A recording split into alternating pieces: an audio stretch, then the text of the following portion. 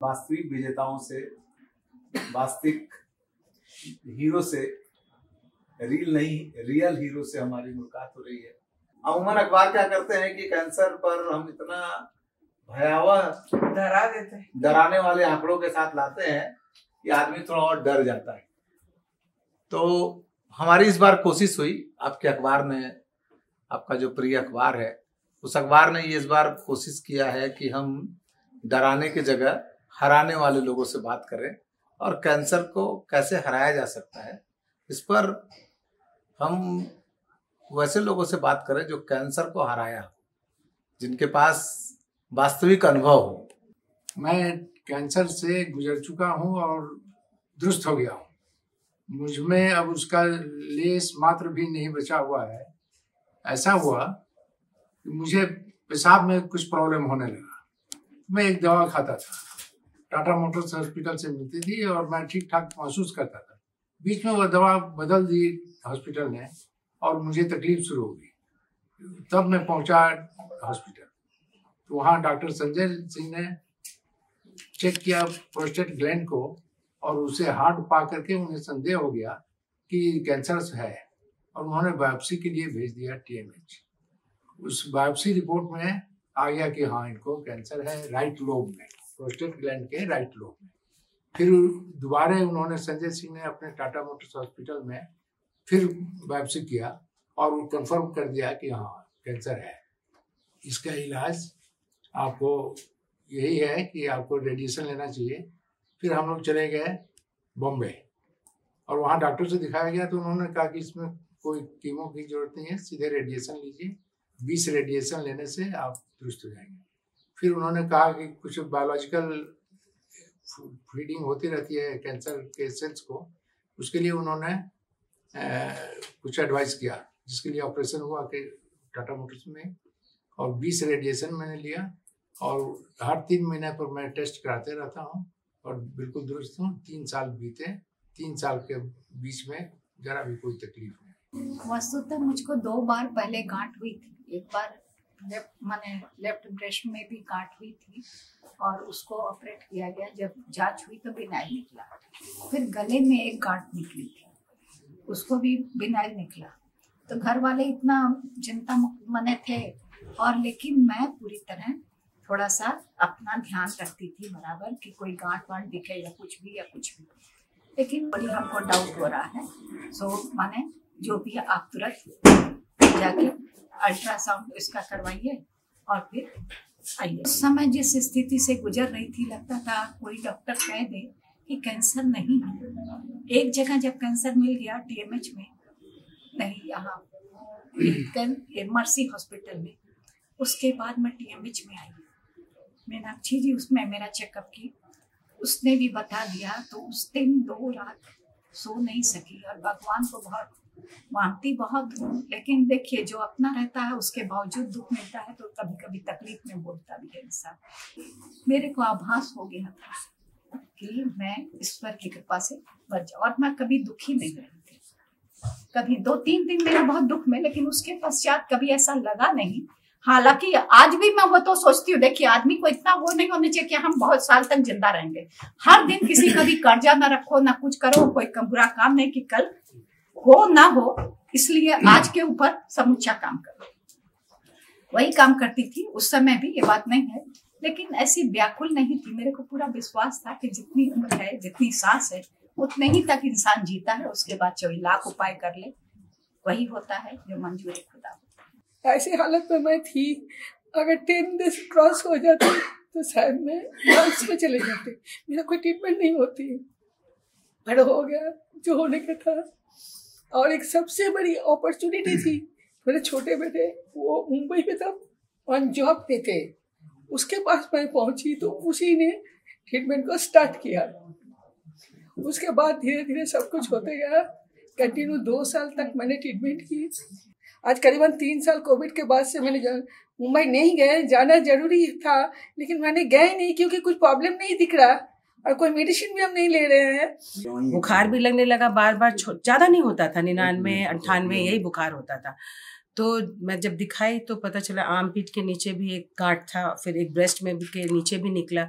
तो लग रहा है कि कैंसर है। उसके बाद हम लोग रोने लगे, फिर आँख से आंसू निकलने लगा। फिर हम बोले कोई बात नहीं, अभी डॉक्टर के पास जाएंगे, देखते हैं क्या बोलते हैं डॉक्टर करके। फिर मैं TMH आई, टाटा मेमोरियल। वहाँ फिर टाटा मेमोरियल में जब आई तो डॉक्टर ने क्लियरली मुझे बुलाया और सामने खड़े होके, मैं और मेरे हस्बैंड खड़े थे, आज भी याद है, बोला कि सर मिसेस सिंह को तो कैंसर है, बट एक बात जरूर बोलेंगे, और इनका ऐसा है कि इनको 16 कीमो मोस्ट प्रोबेबली तुरंत हम लोग कल परसों तक ऑपरेशन करेंगे एक और उसके बाद 16 कीमो और 30 रेडिएशन, इनका कोर्स पूरा होगा।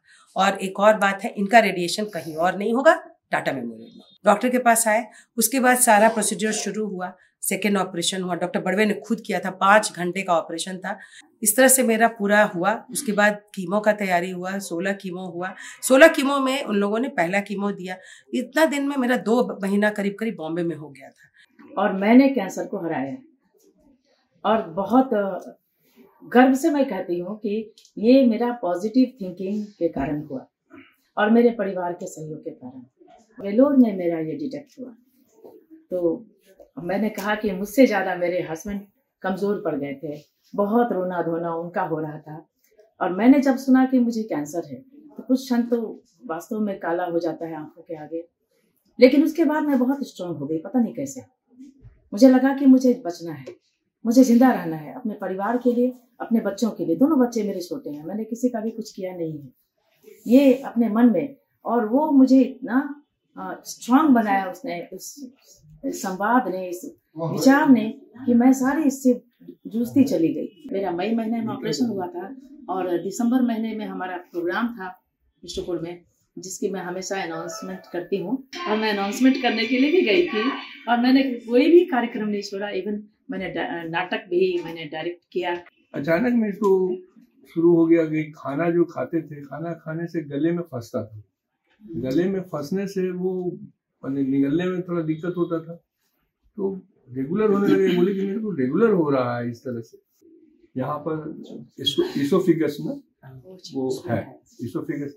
हम एक बार तो कैंसर डिक्लेयर होने के बाद वही जैसे आप लोग हर कोई घबरा जाता है इस तरह। हम बोले देखिए हमको अभी आप छोड़ दीजिए, अभी हम कुछ नहीं कराएंगे, हमको एक बार घर जाने दीजिए। फिर हम लोग 1 महीने के बाद हम लोग फिर बॉम्बे वही कोकलाबेन में गए। वहां पर जाने के बाद तो हम लोग ठीक है, हम लोग सर्जरी के लिए एग्री करते हैं, सर्जरी कराई। तो वो रिमूव करने के बाद उसके बाद मैंने काफी स्ट्रगल हुआ। 15 दिन तो हॉस्पिटल में थे, तो लेकिन मेरी सब बेटियां, दामाद हमारे जितने थे, सब आ करके एकदम बैठ गए थे एकदम। और हम अकेले होते तो शायद हम उतना नहीं कर पाते। 2021 में अचानक मुझे टॉन्सिल की प्रॉब्लम हो गई, तो मैं जब टाटा मोटर्स हॉस्पिटल गई तो मुझे इन लोगों ने मेडिसिन दिया। टाटा मोटर्स हॉस्पिटल खुले 8 बजे, उसके पहले मैं चली गई कि नहीं, मुझे एकदम रिस्क नहीं लेना, क्यों ऐसा हो रहा। वो देख के मुझे बोले कि this is not a normal case, you please move out. फिर मैं इमीडिएट टाटा मोटर्स हॉस्पिटल आई, हस्बैंड टाटा कमिंस से एसोसिएटेड है। उन लोगों ने एक मेडिसिन ट्राई किया और वो विदिन 14 डेज ना वो जो भी था लम्प ना वो सबसाइड कर गया, बिल्कुल नॉर्मल हो गया। वैक्सीनेशन का एक दौर आया, उसमें मैं बिना जानकारी का कि मुझे मेडिसिन और लेना चाहिए, वैक्सीनेशन है या नहीं, बस मैं भी भीड़ में दौड़ पड़ी और वैक्सीनेशन ले ली। मैं वैक्सीनेशन ली और विदिन 15 डेज ना मुझे एक छोटा सा लम्प यहाँ नोटिस हुआ। मैं इमीडिएट होम्योपैथ डॉक्टर जाके ट्रीटमेंट में चली गई यहाँ। वो भी बोले कि नहीं, तुम्हारा सडन इम्यूनिटी वीक हो गया है, इसलिए हो गया है, ये सबसाइड कर जाएगा विदिन 2-3 मंथ्स। हम भी 2-3 मंथ्स वेट किए, तब तक सेकेंड वैक्सीनेटेड नहीं थे। वो ग्रो करने लगा। मेरा एक फ्रेंड है, US में रहता है, वो वहाँ डॉक्टर है, तो उसने मुझे कॉल किया कि नीलिमा, मैं क्या हुआ है तुम्हें, मैं बताई कि मुझे देखो ना एक ऐसा सा लम्प है, देखूंगा वीडियो कॉल पे। उसके बाद जैसे उसने देखा ना तो वो बोला कि Neelima you need immediate treatment. उसने कहा इधर वेलोर जाओ या मुंबई जाओ। फिर वो डिक्लेयर किए कि it is malignant. It was very tough, it was very tough, पर मैं बहुत स्ट्रांग हो गई। जैसे मुझे डॉक्टर बोले कि आई एम मैलिग्नेंट, बस मैं सोची कि अब मुझे इससे बाहर निकलना है। हूँ तो हूँ, क्या है ये, तो बस एक प्रॉब्लम ही है ना, इसको तो सॉल्व करना मेरे हाथ में है। डॉक्टर को बोले जो भी है मुझे आप हमसे बात कीजिए और मैं लड़ लूँगी।